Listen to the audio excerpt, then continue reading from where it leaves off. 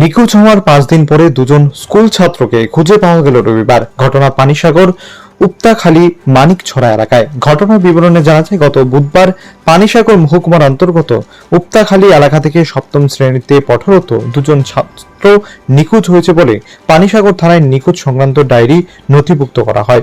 এরপর থেকে পুলিশ তৎপরতায় শুরু হয় তল্লাশি। অবশেষে রবিবার ভোরে বেজারতল থানার তৎপরতায় নিখোঁজ হওয়া দুই তরুণ স্কুল ছাত্রকে খুঁজে পেয়ে তাদের অভিভাবকদের পেছারতল থানায় ডেকে নিয়ে তাদেরকে শনাক্ত করানো হয়। এরপর অভিভাবক সহ নিখোঁজ হওয়া দুজন ছাত্রকে পানিসাগর থানার নিকট প্রেরণ করা হয়। অভিভাবক সহ নিখোঁজ হওয়া দুজন স্কুল ছাত্রের জিজ্ঞাসাবাদে জানা যায়, তারা নিজ ইচ্ছায় একসাথে বাড়ি থেকে পালিয়ে যায়। যাওয়ার সময় অভিভাবকদের অলক্ষ্যে কিছু টাকা পয়সা তারা নিয়ে যায়। তারা জানিয়েছেন, ঘুরে বেড়ানোর উদ্দেশ্যে অভিভাবকদের না বলেই বাড়ি থেকে বেরিয়ে পড়ে তারা। ছাত্র দুটির এরূপ আচরণে গোটা এলাকায় এক আতঙ্কের সৃষ্টি হয়ে পড়েছিল। আজ তাদের ঘরে ফিরে আসার কারণে এলাকায় স্বস্তির বাতাবরণ বইছে।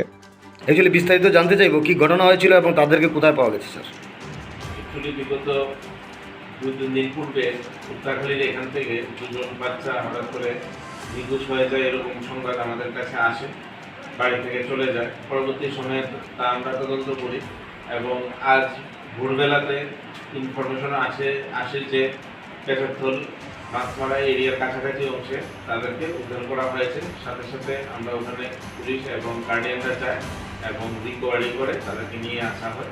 পরবর্তী সময়ে তাদেরকে জিজ্ঞাসাবাদ করা মূলে তারা জানায় যে তারা বাড়ি থেকে নিজ ইচ্ছাই তারা আগরতলা চলে গিয়েছিল ট্রেনে এবং সেখান থেকে আবার মাছমারাতে আসে।